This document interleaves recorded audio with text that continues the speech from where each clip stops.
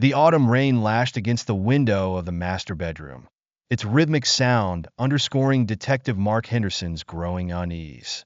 He stood at the entrance of their walk-in closet, his experienced hands resting in the pockets of his department-issued trousers, silently observing his wife as she prepared for yet another evening out. Lisa applied her signature coral lipstick with the precision of long-practiced habit, her expression calm but distant. 2 decades with the Chicago PD and a stint in special operations had honed Mark's instincts, and those very instincts now sent warning signals through his mind as he noted the subtle shifts in his wife's behavior over recent months. Lisa Henderson had always been driven, a trait that had drawn Mark to her in the first place. But something about her demeanor had changed, something unsettling. "Another late meeting, Lisa?"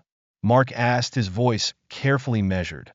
He watched her reflection in the ornate vanity mirror, noting how her gaze didn't quite meet his. Her hands moved with deliberate elegance as she adjusted her diamond earrings, the anniversary gift he'd given her 3 years earlier.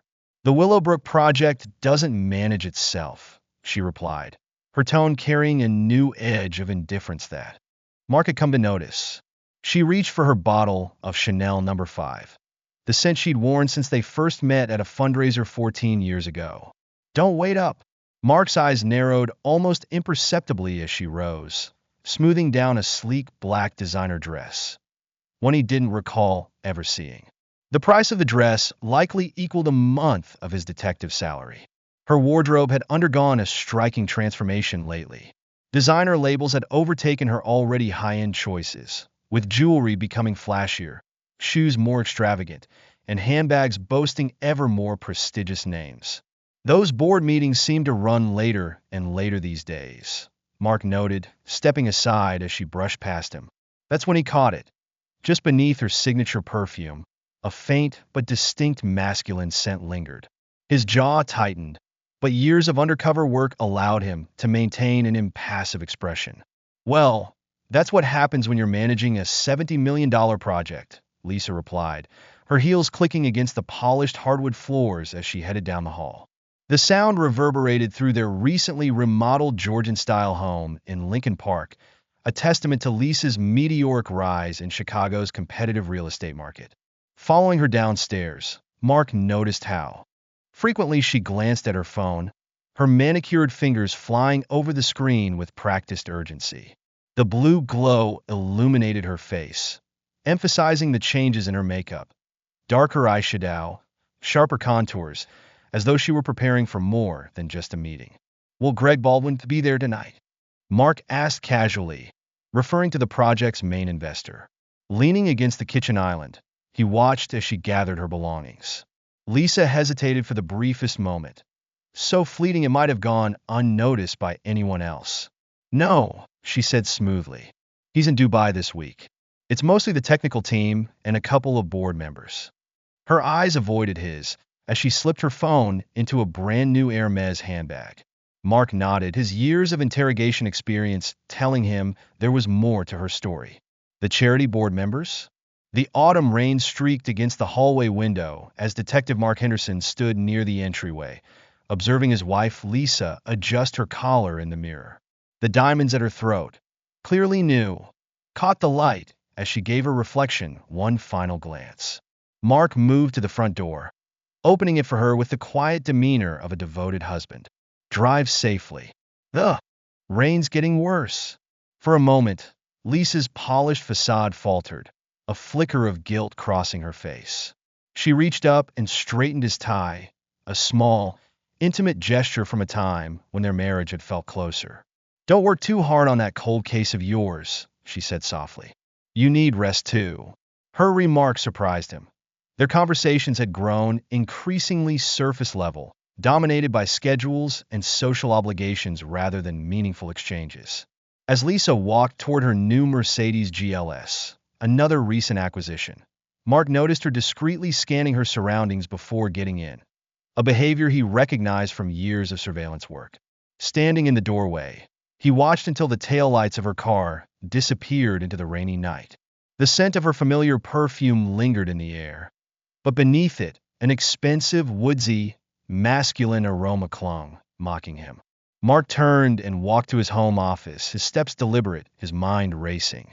Settling into his leather chair, he opened his laptop and accessed the GPS tracking data from Lisa's car, a precaution he'd implemented weeks ago when his suspicions first arose.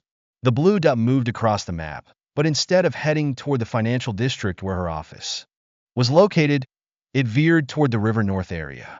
Reaching for his phone, Mark dialed a number he knew by heart. After 3 rings, a familiar, calm voice answered. Rodriguez. Grace, it's Mark. Got time for coffee tomorrow morning? Usual spot. There was a brief pause on the line, and Mark could sense his former partner's sharp mind processing the request. Detective Grace Rodriguez, now head of financial crimes, had never missed a beat. Mark, everything okay? She asked, concern evident in her tone. Just need your expertise on something, he replied. In your discretion. Grace hesitated for a moment before responding. River Cafe. 7 a.m. Mark nodded, though she couldn't see him. Thanks, Grace. I'll bring the case files. Ending the call, he leaned back in his chair, staring at the screen, tracking Lisa's movements. His instincts had been honed over 2 decades of police work and were rarely wrong. Pulling out a small notebook from his desk, he began jotting down observations, detailing every anomaly in Lisa's behavior over recent months. The late meetings, the expensive new wardrobe, and now this mysterious detour. As the grandfather clock in the hallway struck 9, Mark closed the notebook and walked to the rain-speckled window. Somewhere in the city, his wife was heading to a meeting that he suspected had nothing to do with real estate or charity work. His mind was already drafting his next steps, drawing on years of surveillance experience. If Lisa was hiding something, he would uncover it. Reaching for his phone again, he scrolled through his contacts and hesitated briefly before selecting another familiar name. After everything he'd seen in his career, Mark understood that the greatest threats often came not from obvious enemies, but from the quiet erosion of trust in the places where you felt safest. Tomorrow's meeting with Grace was only the beginning. The real investigation was about to commence. The River Cafe had changed little in the 15 years Mark had frequented it. Its modest decor, filled with worn leather booths and well-used menus, remained comforting in its familiarity. The smell of freshly brewed coffee mingled with the faint aroma of breakfast being prepared.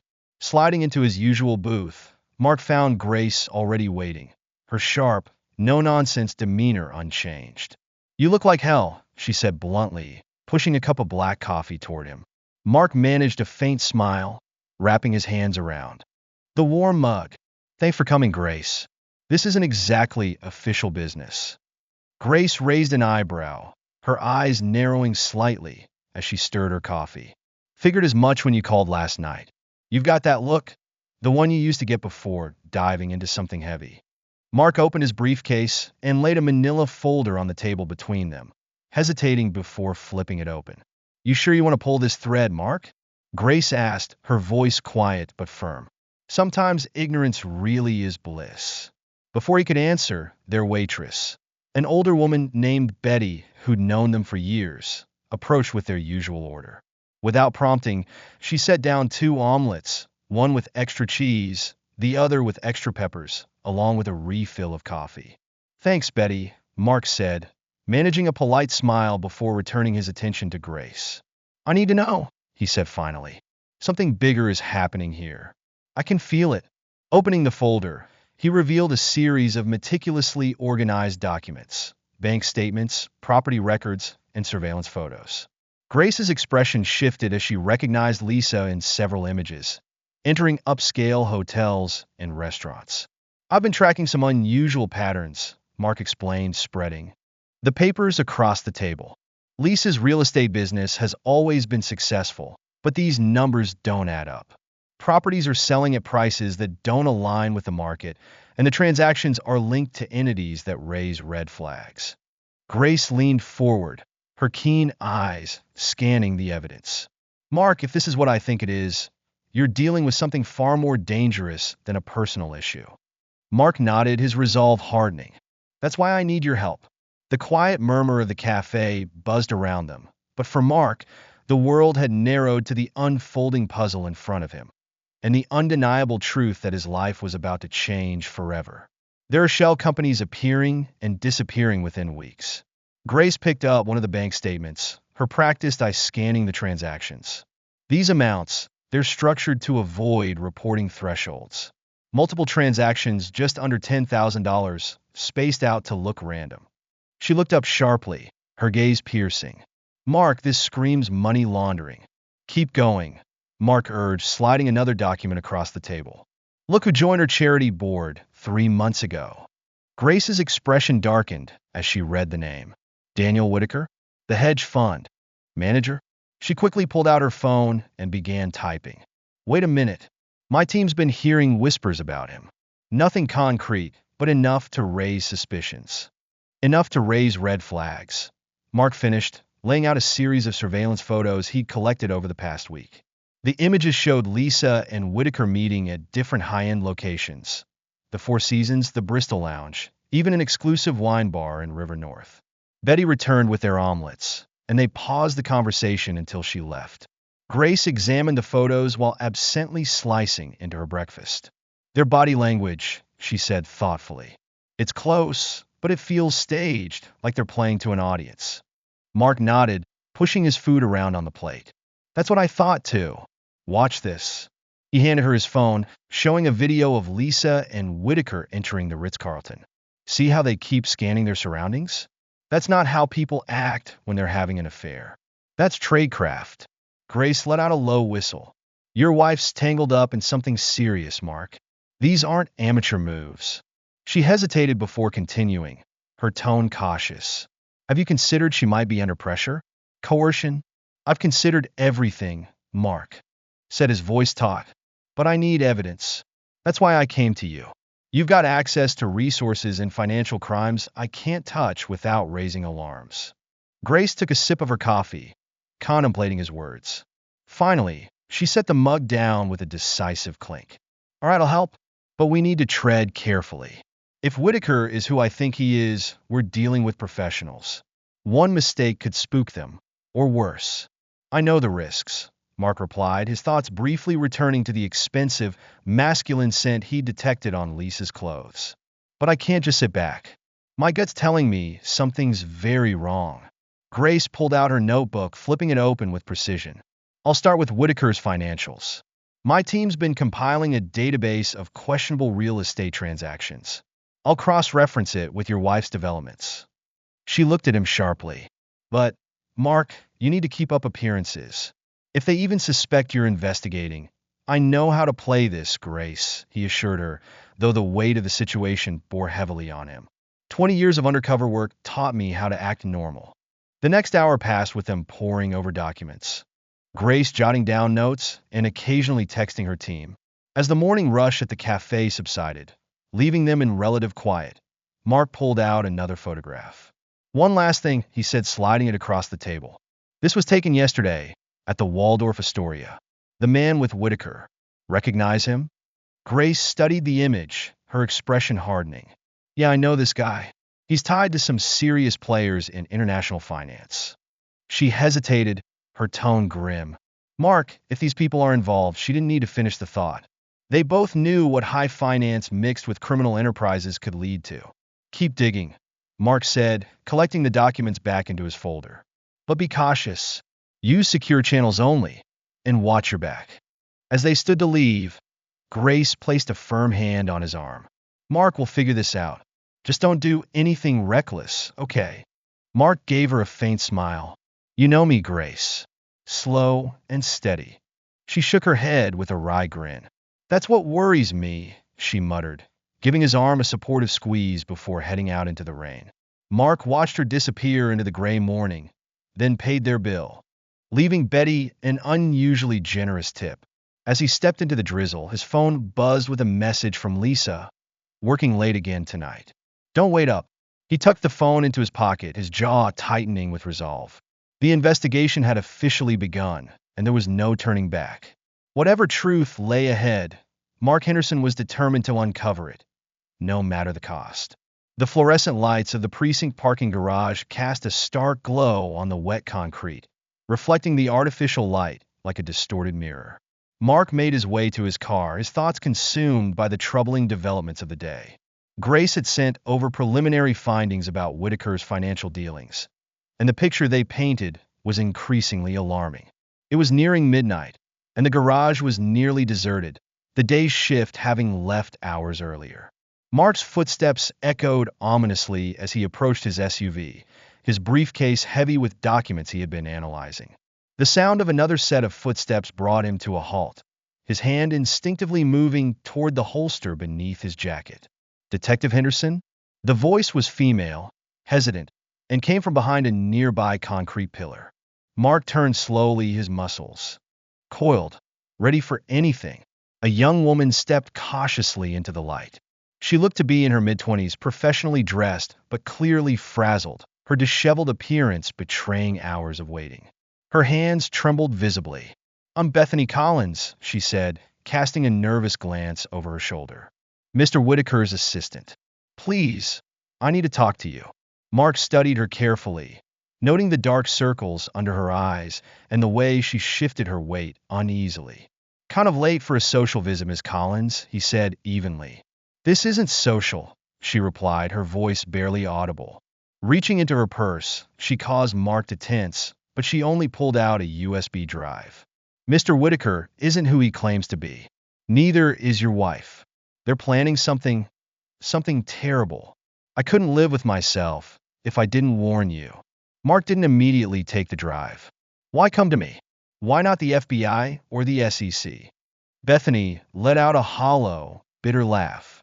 "You think I haven't tried? Whitaker has connections everywhere. Files disappear, complaints are buried, and witnesses." She swallowed hard. "Witnesses have accidents." The sound of a car engine starting somewhere in the garage made her jump. "Please," she whispered, thrusting the drive toward him. "Everything is on here. But be careful how you access it. They monitor everything." Mark took the drive, noting how Bethany quickly pulled her hand back, as though the contact had burned her. "How did you get this information?" he asked. "I'm his assistant," she replied, her voice shaking. "I see everything, his schedule, his correspondence, all of it. He thinks I'm just another pretty face, too scared or too clueless to understand what I'm looking at. But I've been documenting everything." Her hands trembled as she clasped them tightly. "The charity board meetings your wife attends? They're not what you think. The River North development isn't just about real estate. There are offshore accounts, shell companies, people who show up for one meeting and then disappear." Another sound echoed through the garage, and Bethany flinched violently. Mark instinctively reached out to steady her, but she recoiled from his touch. "Miss Collins," he said in a steady, calming tone he had used countless times with terrified witnesses, "why don't you come up to the station? We can take your statement and arrange for protection." "No." The word was sharp and final, echoing off the concrete walls. "No police reports. No statements. Nothing that can be traced back to me." She took a deep breath, struggling to compose herself. "Just look at what's on the drive. But not at home, and not at the station. They have ways of watching everything." Mark slipped the USB drive into his pocket, his mind already racing through the implications. "How can I contact you if I need more information?" "You can't," Bethany said, backing away into the shadows. "I've already stayed too long. They'll notice I'm gone." She hesitated, her voice trembling. "Detective Henderson, be careful who you trust, especially the people closest to you." Before Mark could respond, Bethany disappeared into the darkness, her footsteps fading quickly. For a moment, Mark stood motionless, the weight of the USB drive feeling immense in his pocket. The garage had grown eerily silent, the only sounds the faint hum of fluorescent lights and distant traffic. Making a snap decision, he walked briskly to his car, scanning his surroundings with heightened vigilance. Once inside, he started the engine, but didn't drive off immediately. Instead, he pulled out his phone and sent a text to Grace. "Need secure location. Tech support. Off the books." Her reply came within moments. "My place? 1 hour. Bring coffee." Mark drove out of the garage, taking a roundabout route to ensure he wasn't being followed. The rain had left the streets slick and shining under the dim city lights, mirroring the tangled web he was about to unravel.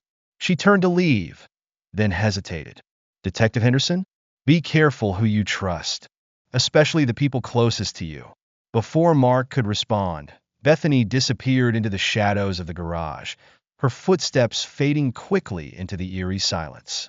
He stood motionless for a moment, the USB drive in his pocket feeling impossibly heavy. The garage was unnervingly quiet, with only the faint hum of fluorescent lights and distant traffic breaking the stillness. Making a swift decision, Mark walked briskly to his car, scanning his surroundings with heightened alertness. He started the engine, but didn't leave immediately, pulling out his phone to send a message to Grace. Need secure location. Tech support. Off the books. Her reply came almost instantly. My place? 1 hour. Bring coffee. Mark drove out of the garage, taking a roundabout route home to ensure he wasn't being followed. He kept his routine, as normal as possible, knowing that any deviation might draw attention. The USB drive seemed to burn in his pocket as he navigated the quiet, late-night streets of Chicago, Bethany's warning echoing in his mind. At home, he found a note on the kitchen counter. Went to bed early. Big presentation tomorrow. The house was silent, but Mark moved with practiced caution, his training kicking in. He changed into casual clothes, grabbed his laptop bag, and left a quick note of his own, following up on a case lead. In their bedroom, Lisa was asleep or putting on a convincing performance.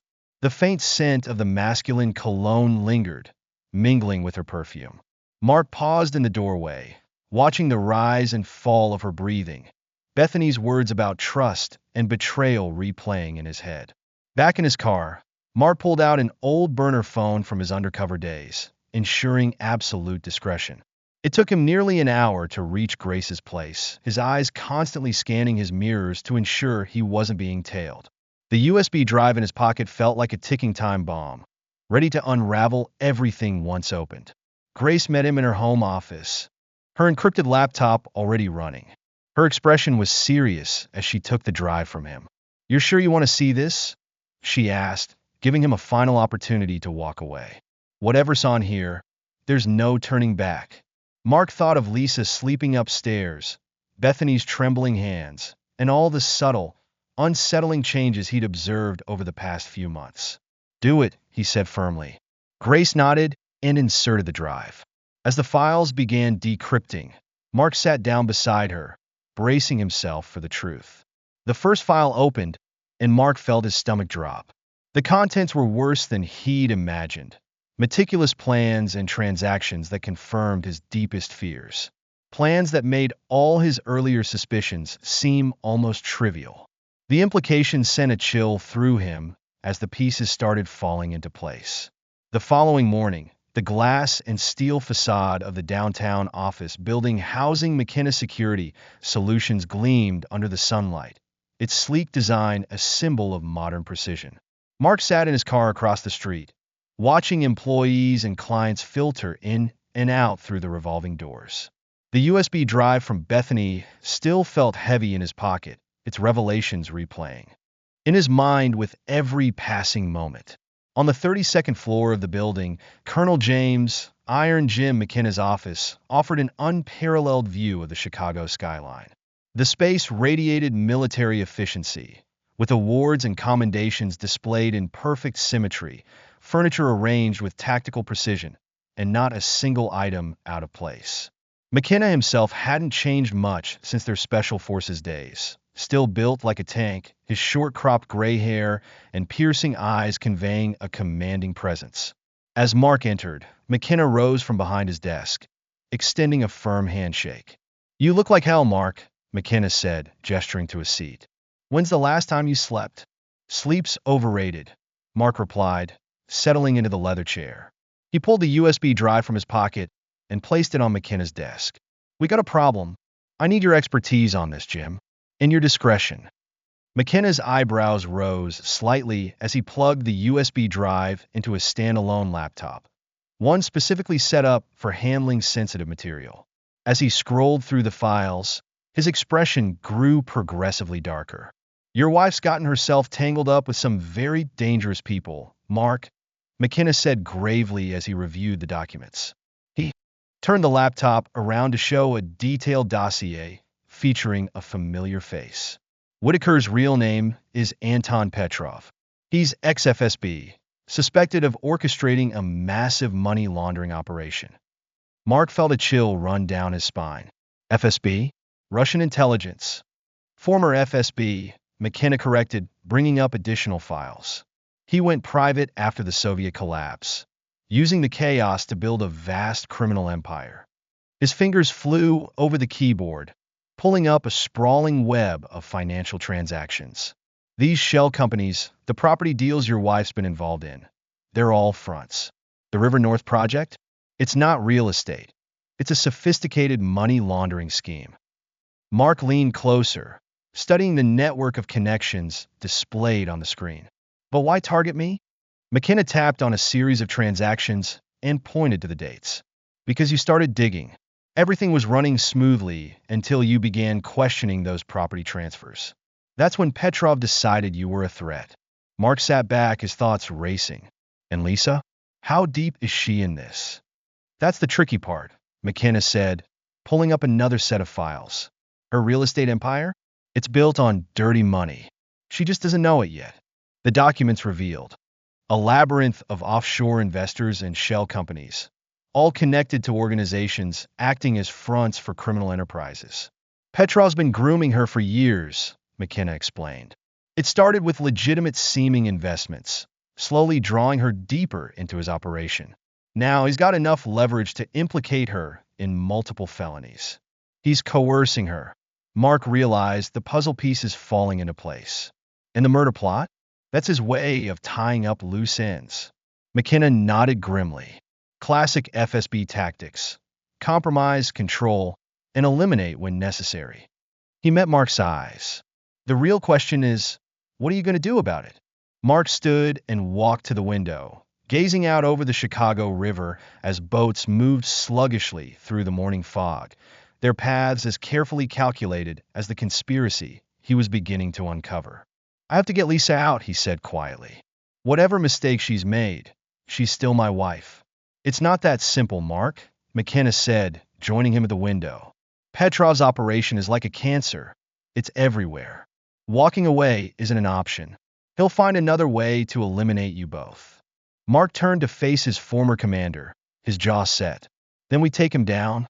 All of it. McKenna's lips curled into a wolfish grin, one Mark hadn't seen since their combat days. That's the Mark Henderson I remember. Walking back to his desk, McKenna pressed a button on his phone. Sarah, cancel my meetings for the day. And give me everything we have on the River North Project and its security protocols. For the next several hours, they pored over blueprints, security schedules, and financial records. McKenna's resources were staggering. Satellite imagery, building schematics, personnel files for every guard and maintenance worker in Petrov's network. He has a weakness, McKenna said, spreading out a map of Chicago's financial district. Petrov's paranoid, but he's also arrogant. He thinks his FSB training makes him untouchable. That's why he's operating in plain sight under the Whitaker alias. Mark studied the map, his mind churning. We use that against him. Let him think his plan is succeeding. Make him comfortable. McKenna nodded approvingly. Classic counterintelligence. Feed him what he expects to see while we build our case. He opened another file. I've got contacts in federal law enforcement who've been trying to nail Petrov for years. They just haven't had the evidence to move on him. Until now. Until now, Mark said, patting the USB drive. Until now, McKenna agreed, his tone firm. But we have to move carefully. One wrong step, and you and Lisa could vanish into a very deep hole. Mark checked his phone. Another message from Lisa about working late. The pieces fell into place. The masculine cologne, the expensive wardrobe, the late meetings. She wasn't having an affair. She was being systematically ensnared by a master manipulator. What's our first move? Mark asked, his determination unwavering. McKenna pulled up an intricate organizational chart of Petrov's network. We make him think he's winning. Let him believe everything is going according to plan while we quietly gather evidence, build our case, and prepare to bring the whole thing crashing down. As they laid out their counter-operation, Mark's thoughts drifted to Lisa. Was she sitting in some luxury hotel right now, thinking she was controlling the game, unaware she was merely a pawn. One more thing, McKenna said, his voice sharp with caution. From this moment on, trust no one outside this room. Petrov has people everywhere, police, city hall, maybe even federal agencies. We keep this completely compartmentalized. Mark nodded, recalling Bethany's trembling hands as she handed over the USB drive. She had risked everything to help him, and he wouldn't let her sacrifice be in vain.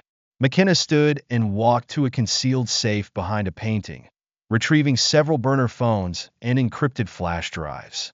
Welcome to the Shadow War, old friend. Let's go hunting. The next 2 weeks became a carefully orchestrated dance of deception. With McKenna and Grace's help, Mark directed a counter-operation that fed precise disinformation through controlled channels. Bethany used her access to Whitaker's office to leave subtle clues, suggesting the murder plot was progressing as planned. Grace had established a secure operations center in an abandoned warehouse on the outskirts of Chicago. The space was alive with surveillance equipment and monitors, tracking every facet of Petrov's operation. Our friend made another move, Grace said, pointing to a financial display. $5 million transferred through the Cayman Islands this morning. Mark examined the data, his eyes narrowing. He's consolidating his assets, getting ready to run. The door opened, and a tall, composed woman in her 50s stepped in. Madeline Walsh carried herself with the confidence of someone who had spent decades in the CIA. Her silver hair was pulled into a tight bun, and her sharp eyes scanned the room. Your instincts were correct, she said, dropping a thick file onto the table. Petrov's operation is like a hydra. Cut off one head, and 2 more appear. We need to dismantle the entire network. Mark picked up the file, flipping through its contents. How deep does it go, he asked. Madeline pulled up a map on the main screen, where red dots lit up across the country. 12 cities, she said. Each one has a compromised real estate developer acting as a front. Your wife isn't the first person Petrov has manipulated, and she won't be the last unless we stop him. Grace leaned closer to the map. It's always the same pattern, isn't it? Find ambitious developers, compromise them, and use their legitimate businesses to launder money. Madeline nodded. Sometimes it's blackmail, sometimes seduction, sometimes financial coercion. But the endgame is always the same. Respected professionals turned into pawns in his empire. Mark felt a familiar ache in his chest as he thought of Lisa. So, she's just another victim? Madeline's expression softened slightly. Her situation is complicated, she admitted. Her ambition made her an easy target, yes, but she's not entirely innocent. From what we've uncovered, she made choices that crossed ethical lines. Before Mark could respond, one of Grace's analysts hurried into the room. We got movement. Whitaker just called an emergency board meeting for the River North project. They gathered around the main monitor as live security footage showed board members arriving at the downtown office. The operation was reaching its critical moment, and Mark knew there was no room for error. Lisa was among them, dressed in a new Chanel suit and carrying her ever-present Hermes bag. Look at her body language, Madeline observed, her sharp eyes fixed on the monitor. She's nervous. See how she keeps adjusting her collar? Classic stress signal. Mark watched his wife disappear into the building, recalling how she used to fidget with her necklace whenever she was worried. Some habits, it seemed, never changed. We've got audio, Grace announced, her fingers flying across the keyboard. The room filled with the sound of the board meeting, transmitted from a hidden device they had planted in the conference room. Whitaker, Petrov's alias, spoke with his usual smooth confidence. Ladies and gentlemen, I'm pleased to announce that all obstacles to our project have been addressed. We can now proceed with the final phase. Mark's stomach twisted as the hidden meaning behind those words hit him. They were discussing his planned assassination as if it were just another routine business matter. Your wife's unusually quiet, Madeline noted, her expression unreadable as she listened closely. She's usually more vocal in these meetings. Mark's voice was low, almost a whisper. She knows what's coming. She's already made her choice. The meeting continued for another hour, filled with discussions that, on the surface, sounded like legitimate business dealings. But to the trained observers in the warehouse, every statement carried a double meaning. Every proposal concealed a darker agenda. When the meeting ended, they watched Lisa and Whitaker leave together, heading to their usual hotel. But this time, something stood out. "Look at Whitaker's security detail," McKenna said, having joined them during the meeting. "Two new guys. I recognize them. Ex-Spetsnaz. He's bringing in his heavy hitters." Madeline nodded. "They're preparing for the final move." She glanced at Mark. "The question is, what's our play?" Mark straightened, his decision clear. "We keep feeding them what they expect. Let them believe everything is going according to plan. Meanwhile, we gather every shred of evidence we can find." Grace switched to another screen, displaying streams of financial data. "I've been building RICO predicates. If we can prove the pattern across all 12 cities, we can dismantle the entire network." Madeline added, "But we'll need something definitive to tie it all together. Proof that Whitaker is Petrov and evidence showing the full extent of his operation." Mark considered for a moment before turning to McKenna. "Those new security guys, can we get to them?" McKenna's wolfish grin returned. "Already working on it. One's got a gambling problem. The other has a brother in Brighton Beach with debts to the wrong people." "Careful," Madeline warned, her tone sharp. "Push too hard, and Petrov will sense a trap." Mark nodded. "Then we don't push. We let them come to us. Make them think they're turning us." The room fell silent as the risks sank in.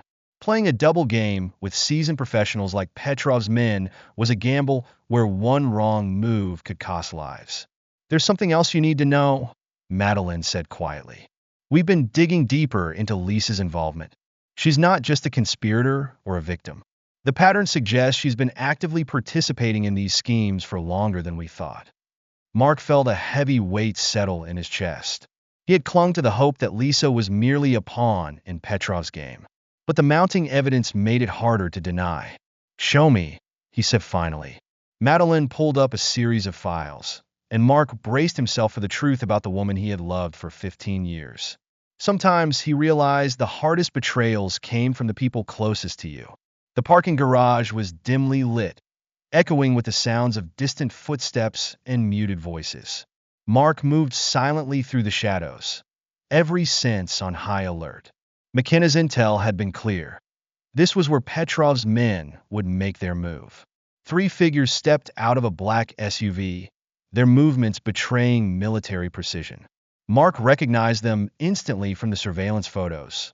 Petrov's ex-Spetsnaz operatives. They carried themselves with the composed confidence of men accustomed to being the most dangerous presence in any room. What they didn't realize was that Mark had spent over a decade in Special Forces training to neutralize operators just like them. He watched as they swept the garage, their coordination smooth and practiced. They were good, but they'd underestimated their target. The first hint of trouble came when the lights in the garage flickered. The three men immediately dropped into defensive positions, but Mark had already relocated. Years of combat experience had taught him the importance of psychological warfare. "Something's not right," one muttered in accented English. "Split up. Find him." Mark allowed himself a grim smile. They were walking straight into his trap. He had chosen this location carefully, memorizing every corner, blind spot, and acoustic quirk. More importantly, he understood how sound carried through the concrete structure, creating confusion for his adversaries. The first operator fell silently, caught in a chokehold that used his own momentum against him. Mark secured his hands and feet with zip ties and shifted to his next position. The second man was more cautious, but even his training couldn't compensate for Mark's years of experience. The third operator was the most challenging. He had realized something was wrong when his companions failed to check in. His weapon was drawn, and his eyes scanned the shadows methodically. But he made a critical mistake. He was looking for a cop, not a seasoned Special Forces veteran. The fight was brief but brutal.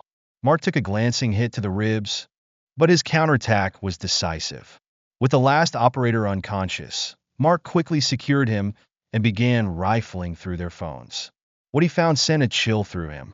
Text messages, emails, and encrypted communications painted a grim picture of Petrov's operation. But the most shocking revelation was Lisa's involvement. One message thread stood out.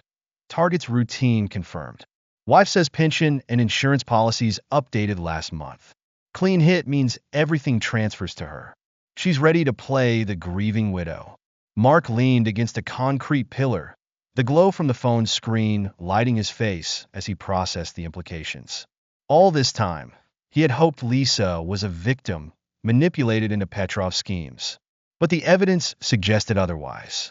She had actively conspired in the plan to have him killed, believing Petrov would help her eliminate him and secure his pension and life insurance. The designer clothes, the late meetings, her increasingly detached behavior. It hadn't just been about laundering money. It had been about preparing for his murder. The sound of approaching sirens jolted him back to reality. Mark quickly photographed the most incriminating evidence, then made an anonymous call to report suspicious activity in the garage. By the time the police arrived, he would be long gone, and Petrov's men would be unable to explain their presence without exposing the broader operation. As Mark drove away, his mind was already working on the next phase of the plan. The confrontation had provided something invaluable: concrete evidence linking Petrov's organization to major criminal activities. But it also forced Mark to face a devastating truth about his wife. His phone buzzed with a message from Grace. Evidence secured. Meeting at safe house in 30. Mark turned his car toward the rendezvous point, his jaw set with resolve. The phones taken from Petrov's operatives contained a treasure trove of information, but time was critical. The organization would realize soon enough that something had gone wrong.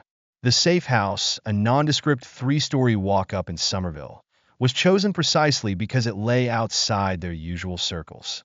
Mark parked 3 blocks away and approached on foot, running through counter-surveillance measures to ensure he wasn't being followed. Grace opened the door, her laptop already running on the kitchen table. McKenna and Madeline were there as well, their faces lit by multiple screens showing surveillance feeds and data streams. "The phones?" Grace asked, holding out her hand. Mark handed them over, along with his own phone containing the photographs of key messages. "It's worse than we thought," he said, his voice tight. "Lisa's not just involved in the laundering. She's been actively planning." He couldn't finish the sentence. "Show me," Grace said quietly, plugging the phones into her computer. As the data loaded, Grace's eyes widened. "My God, Mark, these messages." McKenna leaned over her shoulder, his expression darkening as he read. Classic sociopath behavior. She's been playing this role for months, maybe years. The financial transfers match the timeline, Madeline added, pulling up another screen. "Look at these life insurance policy changes. She's been setting this up methodically." Mark paced the small kitchen, the ache in his ribs from the earlier fight, making every step sharper. "All this time, I thought Petrov was manipulating her, that she was another victim. But she's been a willing participant from the start." Madeline's voice was calm, but heavy. "People can surprise you. Sometimes the ones closest to us are the ones we know the least." The room fell silent as Grace continued extracting data from the phones. Finally, she looked up. "We've got enough here to bring down the entire operation. Financial records, contact lists, operational details spanning all 12 cities. But if we move too soon, they'll scatter," McKenna interjected. "We need them to believe their plan is still on track." Mark stopped pacing and leaned against the counter. "They'll expect those men to report back. When they don't, we've got maybe 12 hours before they know something's wrong," McKenna estimated. "Less if they had check-in protocols." Grace glanced at Mark. "What's our next move?" Before he could answer, one of the phones buzzed with an incoming message. They all froze, watching as Grace pulled up the text on her screen. It was from Lisa. "Is it done? Need confirmation for the next phase." Mark felt as though the air had been knocked out of him. The cold, detached tone in his wife's words, asking about his murder as if it were a business deal, made everything brutally real. "We can use this," Madeline said, her CIA instincts kicking in. "String them along. Make them think the plan is proceeding." McKenna nodded. "We need to move quickly. Set the counter-operation in motion before they realize those men aren't coming back." Mark stared at the message, years of memories flooding his mind. The woman who had shared his home, his life. How long had she been planning this? How many of their moments together had been genuine, and how many had been calculated steps in her strategy? Mark, Grace said softly, her voice grounding him. What do you want to do? He straightened, pushing aside the personal betrayal. This was bigger than him now. We use their own plan against them. Make them think everything's going as they intended. But this time, we control the narrative. The determination in his voice shifted the atmosphere in the room. The others nodded, recognizing his transformation from betrayed husband to seasoned operator. This isn't about my marriage anymore, he continued. It's about taking down a criminal network that's ruined countless lives. McKenna pulled up the schematics they'd been studying. We've got the upper hand now. We know their personnel, protocols, and strategy. And they still think they're hunting a cop, Madeline added, her tone sharp. Not a special forces veteran with a team of intelligence operatives backing him. Mark glanced at the message from his wife one last time before turning to Grace. Send the response. Make them believe it's all going to plan. It's time to turn the hunters into the hunted. Grace began drafting the reply that would trigger their counteroperation. Mark moved to the window, staring out at the city lights flickering against the night. Somewhere out there, Lisa was waiting for confirmation of his death. She would soon learn she had made a grave miscalculation. She had underestimated the man she had married. The night stretched ahead, filled with danger and opportunity. The surveillance room buzzed with electronic equipment, the pale glow of dozens of monitors reflecting off Grace's focused expression. She adjusted her headset, fine-tuning the audio feed from the penthouse microphones. Beside her, Mark sat silently, his gaze locked on the screens with a tension that made the air heavy. Camera 3 is live. McKenna's voice crackled through their earpieces. His team had spent the night planting surveillance gear throughout Petrov and Lisa's luxurious penthouse in River North. Audio feeds are clean. Mark leaned forward as the elevator doors opened on one of the screens. Lisa stepped out, followed closely by Petrov, who had shed his Whitaker persona in the privacy of their sanctuary. The shift in his demeanor was striking, his movements radiating authority and menace. Gone was the polished hedge fund manager, replaced by the calculated precision of a trained operative. Everything's proceeding exactly as planned, Petrov said, his Russian accent unmistakable now. He shrugged off his tailored jacket, tossing it carelessly over a leather armchair. The police found exactly what we wanted them to find. Grace's team had meticulously staged the garage scene after removing Petrov's unconscious operatives. Selectively planted evidence, false witness statements, and a carefully crafted narrative painted the picture of Mark Henderson becoming another tragic statistic. A cop who stumbled into something bigger than himself and paid the ultimate price. Lisa moved to the bar, her hand steady as she poured 2 glasses of champagne. The diamonds at her neck caught the light, and Mark instantly recognized them as the anniversary gift he had given her the year before. The detective at the scene seemed convinced, she said, her voice carrying a chilling satisfaction that made Mark's stomach turn. They're not looking too closely. Just another botched robbery in a parking garage. Petrov accepted the champagne, raising his glass in a mock toast. You should have seen his face, he laughed, the sound amplified through the surveillance speakers. The great detective, taken down by street thugs. The irony is delicious. Mark's gaze fixed on his wife, searching for even the smallest trace of remorse, some flicker of the woman he had loved for years. But all he saw was cold calculation as she smiled. He never appreciated what I was capable of, Lisa said, her voice icy. Always treating me like a trophy wife. Now everything he has is mine. She walked to the floor-to-ceiling windows, looking out over the Chicago skyline. The pension, the insurance, the house. All of it transfers automatically. No divorce. No messy legal battles. Clean and simple. Grace reached over, squeezing Mark's arm in silent support as they watched the scene unfold. On another screen, McKenna's team moved into position around the building, awaiting the signal. You've exceeded my expectations, Lisa, Petrov said, joining her at the window. When I first approached you about the River North project, I wasn't sure you had the stomach for this kind of work. But you've proven yourself a natural. Lisa's brittle laugh echoed through the room. The real estate market is a shark tank, Anton. Either you learn to swim with the predators, or you get eaten. She turned away from the window, setting her glass down. Shall we practice my performance for tomorrow? The grieving widow has to be convincing. Mark's fists clenched as he listened to the next hour of rehearsals. Lisa practiced every detail of her act.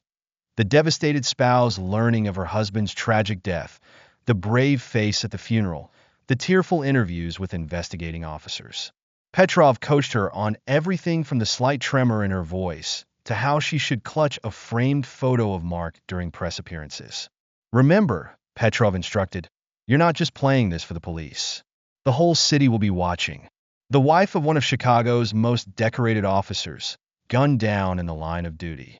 The media will devour it. I know how to play my part, Lisa replied, dabbing at her perfectly dry eyes with a monogrammed handkerchief. I've been playing it for 15 years. Each word hit Mark like a physical blow. Every revelation stripped away another layer of what he had believed about their life together. What he had thought was love had been nothing more than a calculated performance. Grace's voice broke through his thoughts. Movement on the street, she said, switching the feed to external cameras. Black. SUVs pulled up around the building. Petrov's security detail arriving for the night shift. They're rotating guards. Mark glanced at his watch. In 6 hours, the story of his death would be breaking news.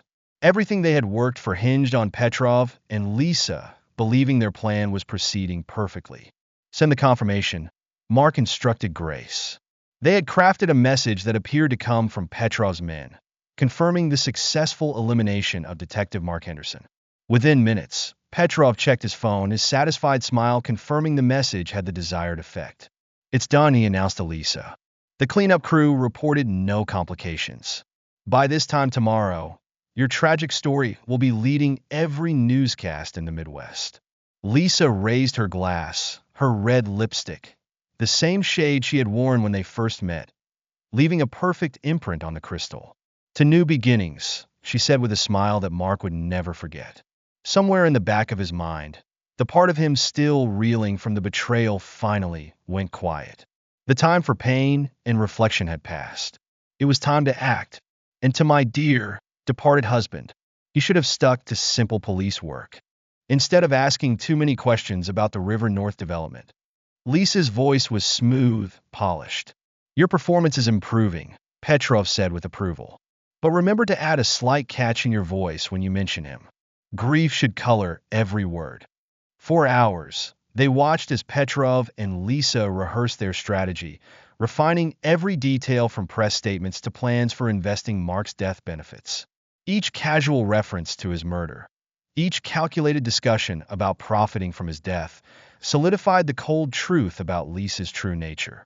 Finally, just after midnight, Petrov left for his penthouse in the adjacent building, connected by a private skybridge. Lisa stayed behind, standing at the window and staring out at the city lights. For a fleeting moment, her mask slipped, and Mark caught a glimpse of her raw expression. Not regret, but pure, unbridled ambition. She wasn't merely following Petrov's lead. She was thriving in the power his schemes afforded her. All units in position, McKenna's voice crackled through the earpiece. Waiting for your command. Mark watched as Lisa poured herself another glass of champagne, practicing her grieving widow's smile in the window's reflection. Tomorrow would bring the final act of this charade, but not the one she believed she had orchestrated. Let them celebrate, Mark said quietly. Tomorrow, we show them what a real performance looks like. Grace nodded, already coordinating with federal agencies for the operation set to unfold in the morning. On the surveillance screens, Lisa raised her glass to her own reflection, toasting her triumph while every moment was recorded. The stage was set for the final scene, but only Mark and his team knew how this story would truly end. As dawn painted the Chicago skyline in golden hues, Grace worked seamlessly with tactical teams across the city. The federal operation had been months in the making, every detail planned with precision. Across 12 cities, similar teams prepared for simultaneous raids to dismantle Petrov's entire network. Status report? Grace commanded, her voice steady as she monitored multiple communication channels. Updates flowed in from the various teams. Team Alpha in position at the penthouse. Team Bravo covering the skybridge. Team Charlie securing the garage exits. Financial team standing by to freeze accounts. McKenna's voice cut through the chatter. Primary target is moving. Petrov just left his penthouse, heading for the skybridge. Mark watched the surveillance feed as Petrov moved between buildings, his security detail scanning for threats they didn't realize were already inside their perimeter. The information extracted from the operatives' phones had given them everything: security protocols, guard rotations, even the codes to Petrov's private elevator. Target is entering the primary location, McKenna reported. Moving to Phase 2. On the monitors, Petrov entered Lisa's penthouse. She was already dressed for her performance. A sleek black designer suit, her makeup flawlessly applied, and her red-rimmed eyes carefully crafted with irritants rather than tears. She stood before a mirror, rehearsing her eulogy, her voice trembling at all the right moments. "He was everything to me," she practiced, pressing a hand to her chest. "A dedicated officer, a loving husband. I still can't believe he's gone." "Excellent delivery," Petrov said approvingly, helping himself to a cup of coffee. "The press will eat it up. Have you prepared your statement about the charity foundation in his memory?" Lisa's smile turned predatory. "Of course. Nothing opens checkbooks like a murdered cop's widow starting a foundation. We'll move millions through it in months." Mark's jaw tightened as he listened. The woman he had once trusted with his life now spoke of his death as an opportunity to grow her empire. But what neither she nor Petrov realized was that the performance they were rehearsing was about to be overshadowed by a masterstroke of deception, one they would never see coming. The casual way they discussed turning his death into yet another money laundering scheme solidified Mark's resolve. He pressed his radio. "All teams, execute." The operation unfolded with flawless precision. Across the country, federal agents raided offices, seized computers, and apprehended key figures within Petrov's organization. Every property, every bank account, every shell company was struck simultaneously. In the penthouse, Lisa was adjusting her costume jewelry, carefully chosen to convey grieving dignity, when the first explosion of breaching charges shattered the morning calm. McKenna's team entered from multiple points, their movements synchronized and decisive. Federal agents, everyone on the ground. Petrov's reaction was instantaneous, his FSB training kicking in as he reached for a concealed weapon. But McKenna's team had been handpicked for this moment. Former Special Forces operatives trained for precisely these scenarios. "I wouldn't." McKenna's voice rang out sharply. "Your entire organization is being dismantled as we speak. It's over." Lisa's composure finally broke. The mask of grief she had meticulously crafted dissolved into raw fury as she locked eyes with the tactical team leader. "McKenna," she snarled. "But that means—" "Yes, Mrs. Henderson," Grace said, stepping into the room with her federal badge prominently displayed. "Your husband sends his regards." The shock on their faces was palpable. Watching through the surveillance feeds, Mark saw the moment realization hit Lisa. All her careful planning, her perfectly rehearsed performance, had been staged inside an operation of his own design. "Practicing your lines?" Mark's voice came through the tactical team speakers. "You might want to save them for your prison audience." Petrov made one last, desperate move, throwing his coffee mug at an agent and diving toward what appeared to be a panic room entrance. But McKenna's team had anticipated this. The room's security systems had already been disabled. "Clear. Target secured. Secondary target in custody." The reports came in as both Petrov and Lisa were professionally restrained. Grace read them their rights, while agents meticulously documented and confiscated evidence. The phones recovered from Petrov's operatives had been the final puzzle pieces, creating an airtight RICO case against the entire network. "The River North Project?" Lisa asked hollowly as she was led past Grace. "Seized, along with every other property in Petrov's empire," Grace replied. "And the evidence from your staged murder plot? It gave us everything we needed. Turns out planning to kill a police officer makes for excellent predicate crimes under RICO." Lisa's face twisted into something between disbelief and rage, but no words came. As she and Petrov were taken away, Mark's team began dismantling the last remnants of their operation. The empire they had so carefully constructed was now nothing more than a house of cards, collapsing under the weight of their greed and betrayal. Across the country, similar scenes unfolded. Grace's secure phone buzzed continuously with updates. Chicago office secured. Principals in custody. Miami location seized. Documents recovered. Seattle team reports full compliance. No casualties. Dallas operation complete. All targets accounted for. McKenna approached the surveillance center where Mark was monitoring the feeds. Ready to make your appearance? Mark stood, adjusting his tie. It was time to step out of the shadows and confront the woman who had orchestrated his murder. Everything's recorded? He asked.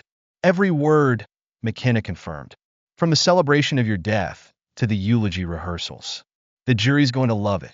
As Mark rode the elevator up to the penthouse where Lisa was being held, he reflected on the path that had brought him to this moment. From the first flicker of doubt to the meticulous dismantling of Petrov's empire, every step had been part of an intricate game of strategy and counter-strategy. The elevator doors slid open, and Mark stepped into the room to face the end of his marriage and the beginning of justice. 6 months later, the federal courthouse buzzed with activity as Mark passed through security checkpoints. The trial's final phase was underway, the culmination of a case that had captured national attention. Headlines screamed of an international money laundering ring exposed, a corrupt real estate empire toppled, and a detective uncovering his wife's chilling murder plot. Inside the courtroom, Mark took his seat in the witness box for his final testimony. The evidence was overwhelming. Surveillance footage, financial records, intercepted communications, and the meticulously planned murder plot. But the prosecution wanted to close with impact, giving Mark the chance to describe the betrayal in his own words. Detective Henderson, the prosecutor began, please tell the court about the moment you realized the true nature of your wife's involvement in this conspiracy. Mark's gaze swept the courtroom, briefly meeting Lisa's eyes. She sat at the defense table, her designer clothes replaced by prison attire, her face bare and etched with the strain of 6 months in federal custody. The hardest part, Mark said, his voice calm and steady, wasn't discovering the murder plot. It was realizing that every moment of our 15-year marriage had been a performance. Every anniversary dinner, every Christmas morning, every quiet Sunday afternoon. All of it was just preparation for my eventual elimination. As he spoke, evidence photos flashed on the courtroom screens. Images of Lisa and Petrov celebrating his supposed death, rehearsing her grieving widow act, and plotting to use his murder as a smokescreen for further laundering operations. Mark continued, his tone measured but heavy with meaning. The worst crime here wasn't the money laundering or the murder plot, he said, echoing words he had carefully chosen.